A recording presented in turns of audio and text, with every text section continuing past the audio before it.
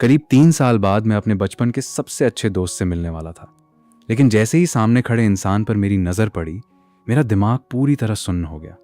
मैं बार बार अपनी आंखें मल कर देख रहा था, क्योंकि मेरे सामने कोई लड़का नहीं बल्कि एक बेहद खूबसूरत लड़की खड़ी थी। मैं हैरानी से बस इतना ही बोल पाया, यार, मेरा भाई आखिर लड़की कैसे बन गया? कहीं ये कोई बहरूपिया तो नहीं है जो यहाँ मुझे लूटने आया है? मेरे चेहरे के हाव भाव देखकर क्यूली मुस्कुरा दी। उसने पूछा कि क्या सिर्फ 3 साल में मैं उसे पहचानना भी भूल गया? लेकिन मुझे उसकी एक भी बात समझ नहीं आ रही थी। मैंने तुरंत कहा कि कहीं असली क्यू भाई ने उसे मेरे साथ मजाक करने के लिए तो नहीं भेजा, या फिर कहीं तुम थाईलैंड तो नहीं गए थे? मेरी बात सुनते ही उसने हल्की सी सांस भरी और बोली कि वही असली क्यूली है। उसने अपना नाम भी दोहराया और कहा कि मैं जरा ध्यान से उसे देखूं, लेकिन मेरे लिए यह मानना नामुमकिन था। बचपन से मेरे दिमाग में क्यू ली की जो तस्वीर बसी थी, उसमें छोटे बालों वाला एक लड़का था। वही लड़का जिसके साथ मैं ऑनलाइन गेम खेलता था, प्राइमरी और मिडिल स्कूल में एक ही बेंच पर बैठता था और हर दिन साथ घूमता था। इतने सालों की यादें एक पल में कैसे बदल सकती थी? तभी मुझे उसकी भेजी हुई पुरानी तस्वीरें भी याद आने लगीं, लेकिन फिर भी मेरा दिमाग यही मानने को तैयार नहीं था कि सामने खड़ी ये लड़की वही इंसान है। मेरी हालत देखकर क्यूली हंस पड़ी और बोली कि क्या उसका बदलाव सच में इतना बड़ा लग रहा है? मैंने बिना सोचे जवाब दे दिया कि कोई लड़के से लड़की बन जाए, उससे बड़ा बदलाव और क्या होगा। मैंने तो मजाक में ये तक पूछ लिया कि आखिर 3 साल में उसका वो कहाँ गायब हो गया। मेरी बात सुनकर उसने सिर पकड़ लिया और बोली कि क्या उसने ये कभी नहीं सोचा कि मैं एक लड़की भी हो सकती हूँ? मैं कुछ पल के लिए बिल्कुल चुप हो गया। तब क्यू ली ने सच्चाई बताते हुए कहा कि उसने कभी खुद को लड़का नहीं बताया था। गलती सिर्फ इतनी हुई कि मैं बचपन से उसे क्यू भाई कहकर बुलाता रहा और धीरे धीरे उसे भी इस नाम की आदत पड़ गई। उसने मुस्कुराते हुए कहा कि चलो पहले हम घर चलते हैं, रास्ते में वो मुझे सारी बातें आराम से समझा देगी। लेकिन रास्ते में सबसे पहले क्यू ली मेरे लिए मिल्क टी खरीदने चली गई। तब मैंने सोचा कि पता नहीं आखिर ये लड़की कौन है, मैं तो इसे ढंग से जानता भी नहीं हूँ, और ये मेरे लिए मिल्क टी लेने चली गई। कुछ देर बाद उसने मेरी पसंद वाला पैशन फ्रूट मिल्क टी मेरे हाथ में थमा दिया और कहा कि यहाँ पर सारी चीजें काफी महंगी हैं। मैंने आदतन उसे थैंक यू कहा। मेरी बात सुनते ही उसने मुझे टोक दिया और बोली कि पहले तो मैं कभी उसे थैंक यू नहीं कहता था, अब अचानक इतना फॉर्मल बन के क्यों दिखा रहा हूँ? फिर उसने कहा कि बेकार की फॉर्मेलिटी छोड़ो और जल्दी घर चलते हैं, क्योंकि उसे अभी अपना कमरा भी ठीक करना है। फिर हम दोनों स्कूटी लेकर चल दिए। तभी रास्ते में उसने मेरा हाथ पकड़ लिया। तभी मुझे एहसास हुआ कि उसका हाथ कितना मुलायम है। मैं फिर खुद को रोक नहीं पाया और पूछ बैठा कि क्या उसने सच में कोई ऑपरेशन करवाया है। उसने फिर वही जवाब दिया कि आखिर कितनी बार समझाए कि वो हमेशा से लड़की थी। मैंने तुरंत पूछा कि अगर ऐसा था तो उसने मुझे पहले कभी बताया क्यों नहीं? क्यूली कुछ पल चुप रही, फिर धीरे से बोली कि उसे डर था कहीं सच जानने के बाद मैं उससे दोस्ती ही न तोड़ दूं। मैंने तुरंत कहा कि मैं ऐसा इंसान बिल्कुल नहीं हूं, लेकिन उसने मेरी ही पुरानी बात याद दिला दी। बचपन में जब कुछ लड़कियां मुझे अपने साथ खेलने के लिए बुलाने आई थीं, तब मैंने साफ कह दिया था कि मैं लड़कियों के साथ नहीं खेलता। उसकी बात सुनते ही मुझे अपनी ही हरकत पर शर्म आने लगी। सच तो ये था कि उस उम्र में लड़कियों के साथ खेलना हम लड़कों के लिए शर्म की बात थी। तभी मुझे एहसास हुआ कि कितनी अजीब कहानी अब मेरी अपनी जिंदगी में घट रही है। क्यूली मुस्कुराकर बोली कि इतने सालों तक मैं उसे क्यू भाई कहता रहा हूं, अब समय आ गया है कि एक बार क्यू दीदी भी कहकर देखूं। लेकिन मैंने तुरंत मना कर दिया। मेरे दिमाग में अभी भी ढेर सारे सवाल घूम रहे थे। मैंने साफ कह दिया कि घर पहुंचते ही उसे एक एक बात का जवाब देना होगा। मेरी बात सुनकर वो हंस पड़ी और बोली कि आज तो छोटा भाई ही बड़ी बहन से हिसाब मांगने लगा। अब घर पहुंचते ही क्यू ली ने सबसे पहले खिड़कियां खोल दी। कमरे में हल्की सी घुटन थी, इसलिए उसने कहा कि पहले थोड़ी ताज़ी हवा आने देते हैं। फिर उसने मुझे आराम से बैठने को कहा और याद दिलाया कि अगर मैंने जल्दी फ्रूट टी नहीं पी तो उसकी ठंडक खत्म हो जाएगी। मुझे तभी एक बात याद आई और मैंने उससे पूछा कि वो एंट्रेंस एग्जाम से ठीक पहले वापस कैसे आ गई। मैंने सोचा था कि दूसरे शहर से ट्रांसफर लेना काफी मुश्किल होगा। क्यूली ने बताया कि असल में उसका नाम शुरू से ही इसी स्कूल में दर्ज था। वो दूसरे शहर सिर्फ कुछ समय के लिए गई थी। कॉलेज एंट्रेंस एग्जाम भी उसने यहीं से देने का फैसला किया था, इसलिए वापस आने में कोई खास परेशानी नहीं हुई। मैंने उत्सुकता से पूछा कि उसे किस क्लास में रखा गया है। उसने बताया कि 2 दिन पहले ही उसकी क्लास टीचर से बात हुई थी और उनका सरनेम ली है। ये सुनते ही मैं उछल पड़ा, क्योंकि मेरी क्लास टीचर भी ली मैडम ही थी। मैंने तुरंत कहा कि इसका मतलब वो भी क्लास 8 में आएगी। मेरी बात सुनते ही क्यू ली खुशी से खिल उठी। उसे याद आया कि मैं भी उसी क्लास में पढ़ता हूँ। उसने हंसते हुए कहा कि अब फिर से हम दोनों एक ही क्लास में रहेंगे। उसका इतना खुश होना देखकर मैंने मजाक में कहा कि वो बेवजह इतना एक्साइटेड हो रही है, मुझे तो इससे कोई खास फर्क नहीं पड़ता। मेरी बात सुनते ही उसने शक भरी नजरों से पूछा कि कहीं इन 3 सालों में मैंने कोई नया बड़ा भाई तो नहीं बना लिया। मैंने तुरंत जवाब दिया कि मैं ऐसा इंसान नहीं हूं जो हर किसी को अपना बड़ा भाई बना ले। मैं कोई मौका परस्त इंसान नहीं हूं। मेरी बात सुनकर क्यूली जोर से हंस पड़ी। उसने मुझे बचपन की याद दिलाई कि कैसे सिर्फ एक पैकेट स्पाइसी स्ट्रिप्स खिलाकर उसने मुझे अपना छोटा भाई बना लिया था। उस समय मैं उसके पीछे पीछे घूमता रहता था और हर बात पर उसे भैया कहकर बुलाता था। उसकी बातें सुनकर मुझे शर्म आने लगी। मैंने जल्दी से कहा कि अब बचपन की बातें छोड़कर सफाई पर ध्यान देते हैं। मैं भी उसके साथ घर साफ करने में लग गया। मुझे काम करता देखकर क्यूली मुस्कुराई और बोली कि मैं उसकी इतनी मदद कर रहा हूँ, कम से कम इसके लिए उसका शुक्रिया तो बनता है। मैंने मजाक में कहा, ठीक है, हमारी श्याओ जी सबसे अच्छी है। मेरी बात सुनते ही उसके चेहरे पर ऐसी प्यारी मुस्कान आ गई कि कुछ पल के लिए मैं उसे बस देखता ही रह गया। उसी पल मेरे मन में अजीब सा ख्याल आया। मैंने तुरंत खुद को समझाया कि ये वही क्यूली है जिसके साथ मैं बचपन से बड़ा हुआ हूँ। बेकार की बातें सोचने का अब कोई मतलब नहीं है। अब अगली सुबह दरवाजे की घंटी बजी। मैंने जाकर दरवाजा खोला तो मुझे लगा कि शायद पापा होंगे, इसलिए मैंने नींद में उसे पापा कह दिया। लेकिन सामने क्यूली खड़ी थी। उसने तुरंत कहा कि अरे मेरे बेटे, इतना झुककर नमस्ते करने की जरूरत नहीं है। मैंने उसे एक जोर का थप्पड़ लगा दिया। तब उसने गुस्से में डांटते हुए कहा कि मेरी हिम्मत कैसे हुई उसे मारने की। उसे देखकर मेरा मन कर रहा था कि उसके गाल खींच लूं, पर फिर मुझे याद आया कि ये तो वही दोस्त है जिसके साथ मैं बड़ा हुआ हूँ। फिर मैंने पूछा कि यहाँ कैसे आना हुआ। तब उसने बताया कि बस कुछ सामान देने के लिए आई थी। तब मैंने उसका धन्यवाद किया और अंदर आने के लिए कहा। फिर जब हम अंदर आए तो मेरी माँ आराम से फोन में सीरियल देख रही थी, लेकिन जब उनकी नज़र क्यूली पर गई तो वो एकदम शॉक हो गई। क्यूली ने उन्हें देखते ही नमस्ते किया, लेकिन मेरी माँ को तो उसे देखकर सदमा लग गया था। उन्होंने हैरानी से पूछा कि इतनी खूबसूरत लड़की कौन है? क्या तुम्हारा इस लड़की के साथ कोई चक्कर चल रहा है? फिर जब मेरी माँ ने उसे गौर से देखा तो कहा कि ये तो काफ़ी संस्कारी लड़की है, लगता है मेरे बेटे की किस्मत चमक गई है। फिर उन्होंने पूछा कि क्या वो मेरे बेटे की क्लासमेट है? तब मैंने हंसते हुए कहा कि ये क्यूली है, जिसे मैं बचपन से क्यू भाई कहता आया हूँ, अब इसे क्यू दीदी कहना पड़ेगा। माँ पहले तो यकीन ही नहीं कर पाई। उन्होंने हैरानी से पूछा कि क्या यही वो क्यूली है जिसे वे हमेशा लड़का समझती थी? क्यूली मुस्कुराकर बोली कि वो शुरू से ही लड़की थी, बस उसका स्वभाव थोड़ा लड़कों जैसा था। उसकी बात सुनकर माँ को सारी बात समझ आ गई। उन्होंने राहत की सांस ली और कहा कि अच्छा हुआ, उन्होंने उसे भूला नहीं। फिर प्यार से उसे अपने पास बैठा लिया और तरबूज के बीज देते हुए उससे बातें करने लगी। माँ ने पूछा कि उसके मम्मी पापा साथ क्यों नहीं आए। क्यूली ने बताया कि वो पहले अकेले ही वापस आई है ताकि आराम से पढ़ाई शुरू कर सके। उसके माता पिता और छोटी बहन कुछ दिन बाद आने वाले हैं। ये सुनते ही माँ ने मुझे आवाज़ लगाई और कहा कि मैं फ्रिज से दही निकाल कर ले आऊँ। मैं मन ही मन सोचने लगा कि इतने साल बीत गए, लेकिन आज भी मैं क्यूली का वही छोटा भाई बना हुआ था जो उसके हर छोटे बड़े काम में लगा रहता था। फिर जब दही लेकर वापस आया तो मैंने देखा कि दोनों मज़े से बातें कर रही थी। माँ ने उससे पूछा कि तुम काफ़ी बदल गई हो और अब तुम लंबे बाल भी रखने लगी हो। तब क्यूली मुस्कुराकर बोली कि पहले उसे छोटे बाल ज़्यादा आसान लगते थे, लेकिन धीरे धीरे लंबे बालों की आदत हो गई। अब इतने सालों से इन्हें बढ़ाया है, इसलिए काटने का मन ही नहीं करता। उसकी बात सुनकर माँ तो खुशी से पागल ही हो गई। उन्होंने कहा कि लड़कियों के लिए लंबे बाल सच में बहुत कीमती होते हैं। फिर मैंने भड़कते हुए कहा कि माँ, वो हमें बचपन में बेवकूफ़ बनाती थी, इसलिए छोटे बाल रखती थी ताकि हम उसे लड़का समझे। तब क्यूली तुरंत बोली कि उसने मुझे कभी बेवकूफ़ नहीं बनाया, मैं ही इतना बेवकूफ़ था कि कभी पहचान नहीं पाया। हमें आपस में झगड़ा करते देख माँ मन ही मन खुश होने लगी। फिर माँ ने हमें ज़्यादा छेड़ा नहीं और कहा कि वो थक गई है, इसलिए आराम करने जा रही है। फिर इसके बाद जब क्यूली ने मेरी गोद में बैठी बिल्ली को देखा तो उसने हैरानी से पूछा कि मैंने इसे कब पाला। तब मैंने उसे प्यार से गोद में उठाया और बताया कि हाई स्कूल के पहले साल उसे ये सड़क पर मिली थी। उसे अकेला छोड़ने का मन नहीं हुआ, इसलिए वो इसे अपने घर ले आया। फिर उसने मेरी तरफ देखकर हंसते हुए कहा कि मैं आज भी बिल्कुल पहले जैसा ही हूँ। बचपन में भी अगर रास्ते में कोई छोटा सा कीड़ा भी मिल जाता तो मैं उसे बचाने की जिद करने लगता था, यहाँ तक कि कीड़ों को भी मारने नहीं देता था। उसकी ये बात सुनकर मैंने तुरंत विरोध किया और कहा कि अब ऐसा बिल्कुल नहीं है। आज अगर कोई कीड़ा दिख जाए तो बिना सोचे चप्पल से उसे मार दूंगा। अब इसके बाद क्यूली भी उस बिल्ली के साथ खेलने लग गई। तब मैंने तुरंत कहा कि वो उसे गलत तरीके से कर रही है। तब मैंने उसे खुद सही तरीके से करके दिखाया, जिससे बिल्ली भी काफ़ी खुश हो गई थी। फिर वो बार बार मुझसे एक बार खुद पकड़ने की जिद करने लगी। पहले तो मैंने उसे साफ मना कर दिया, लेकिन फिर वो मेरे काफ़ी करीब आकर जिद करने लगी, जिससे मुझे एहसास हो गया कि ये सच में एक लड़की ही है। उससे काफ़ी अच्छी खुशबू आ रही थी।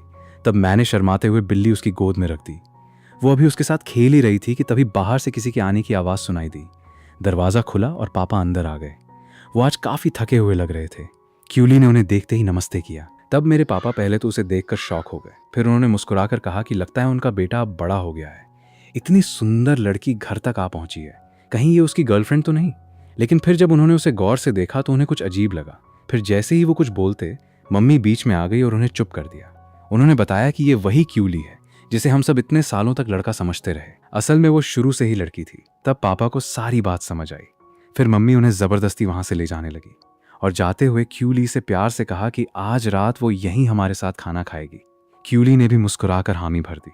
अब इसके बाद उसने मेरी तरफ देखा और शरारत से बोली, अरे छोटे भाई, ज़रा इधर आओ।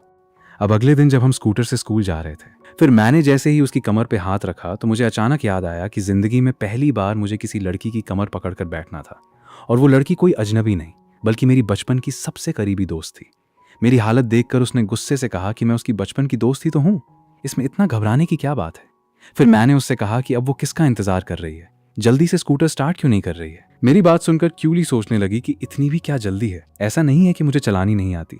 फिर इसके बाद थोड़ी ही देर में हम स्कूल के गेट पर पहुंच गए। हमें देखते ही एक लड़की ने गार्ड से कहा कि उसने स्कूल यूनिफॉर्म भी नहीं पहनी है और वो बिल्कुल अलग लग रही है। हो सकता है कि वो बाहर की कोई बिगड़ैल लड़की हो। हमारा नंबर 1 हाई स्कूल इस राज्य का सबसे अच्छा स्कूल है, हम किसी भी अनजान व्यक्ति को अंदर नहीं आने दे सकते। तब गार्ड ने क्यूली को देखते ही रोक लिया। उसने कहा कि बिना स्कूल यूनिफॉर्म के अंदर नहीं जा सकती। मैंने तुरंत आगे बढ़कर कहा कि क्यूली कोई बिगडैल लड़की नहीं है। फिर मैंने गार्ड के हाथ से रजिस्टर लिया और उसे क्यूली को अपना नाम लिखने के लिए दे दिया। तब उस लड़की ने मुझसे पूछा कि क्या मैं उसे लेकर आया हूँ। तब मैंने उसे बताया कि ये हमारी नई ट्रांसफर स्टूडेंट है और आज से इसी स्कूल में पढ़ेगी। फिर मैंने क्यूली को रजिस्टर में उसका नाम लिखने के लिए कहा। वही मेरा नाम सुनते ही गार्ड का रवैया बदल गया। उसने हमें बिना किसी और सवाल के अंदर जाने दिया। हम दोनों को साथ में देखकर वो लड़की जलने लग गई कि आखिर मैं यानी किन झी एक लड़की को स्कूल लेकर क्यों आया है। वहीं पर स्कूल में कदम रखते ही क्यूली चारों तरफ देखने लगी। उसने खुशी से कहा कि ये स्कूल उसके पुराने स्कूल से कहीं बेहतर है। अगर उसके पास कैमरा होता तो यहाँ की ढेर सारी तस्वीरें जरूर लेती। मैंने हंसकर कहा कि आखिरकार ये पूरे देश के सबसे अच्छे स्कूलों में से एक है। फिर उसे समझाया कि मेरे पीछे पीछे चले, वरना इतने बड़े कैंपस में रास्ता भटक जाएगी। कुछ देर बाद हम एकेडमिक बिल्डिंग तक पहुंच गए। मैंने उससे कहा कि अब वो खुद क्लास टीचर से मिल ले, क्योंकि मुझे अपनी क्लास में जाना है।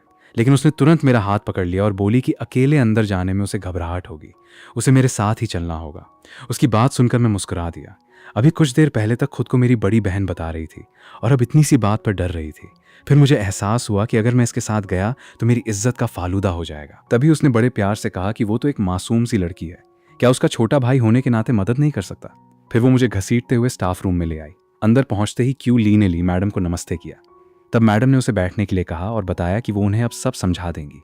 फिर दोनों आपस में बातें करने लग गई और मैं चुपचाप वहां बैठ गया। तभी मैडम ने मुझे देखा और पूछा कि मैं वहां क्या कर रहा हूँ। मैंने बताया कि मैं सिर्फ उसे रास्ता दिखाने आया हूँ। इसके बाद ली मैडम ने पूछा कि क्या हम दोनों पहले से एक दूसरे को जानते हैं। मैंने हाँ में जवाब दिया। ये सुनते ही उन्होंने कहा कि ये तो अच्छी बात है। फिर उन्होंने बताया कि क्लास में अभी कोई खाली डेस्क नहीं है, इसलिए मुझे क्यूली के लिए एक डेस्क लाकर लगानी होगी। उनकी बात सुनते ही मैं मन ही मन सोचने लगा कि चाहे मैं क्यूली को जानता हूं या नहीं, ये काम तो आखिर मेरे ही हिस्से आने वाला था। मेरी शक्ल देखकर ली मैडम हंस पड़ी और बोली कि एक ही क्लास के स्टूडेंट्स अगर एक दूसरे की मदद नहीं करेंगे तो फिर कौन करेगा। उनकी बात सुनकर मैंने भी बिना बहस किए हामी भर दी और डेस्क लाने के लिए बाहर निकल गया। मैं अभी डेस्क उठाने ही जा रहा था कि पीछे से क्यूली ने मुझे देखकर गुस्से से कहा कि मैं तो अभी से उसकी मदद करने में आनाकानी कर रहा हूँ। उसने तो मन ही मन फैसला भी कर लिया था कि अगली बार कोई स्वादिष्ट चीज होगी तो मुझे बिल्कुल नहीं खिलाएगी। उसकी बातें सुनकर मैं हंस पड़ा और मजाक में कहने लगा कि छोटे भाई का काम ही अपनी बड़ी बहन की सेवा करना होता है, उसके लिए मेहनत करना तो मेरा फर्ज है। लेकिन जैसे ही मेरे मुंह से बड़ा भाई और छोटा भाई वाली बात निकली, क्यूली का चेहरा एकदम लाल हो गया। उसने जल्दी से मुझे धीरे बोलने को कहा।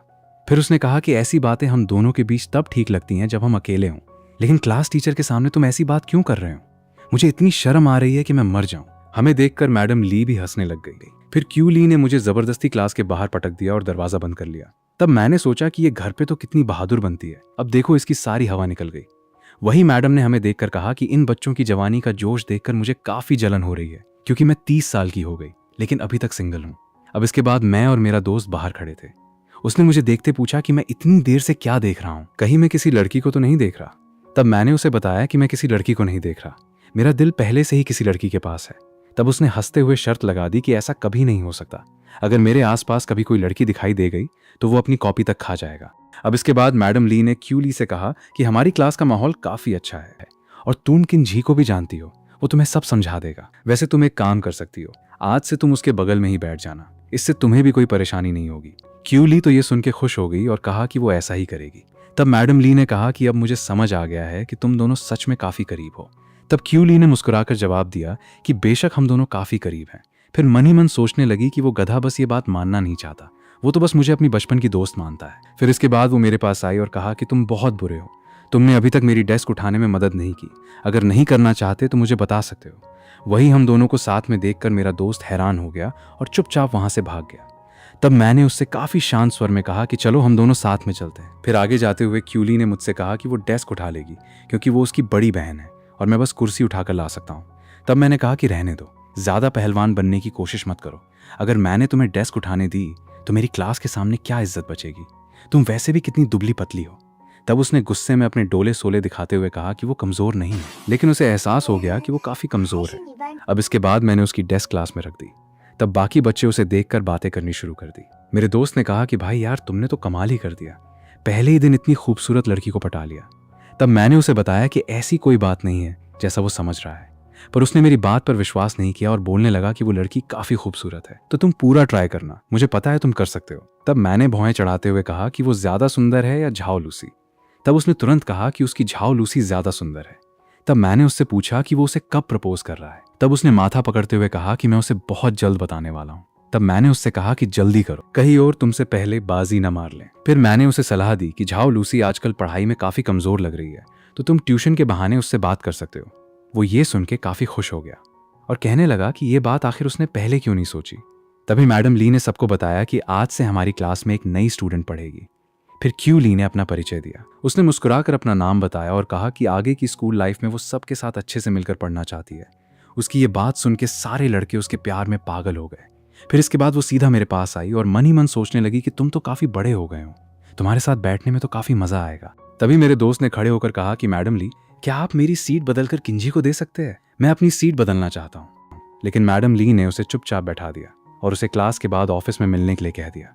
अब क्लास खत्म होने के बाद एक लड़का झैंग फूशिंग क्यू ली के पास आया और अपनी कार की चाबी दिखाकर कहने लगा, आज मौसम काफ़ी ख़राब हो चुका है, लगता है आज तूफान आने वाला है।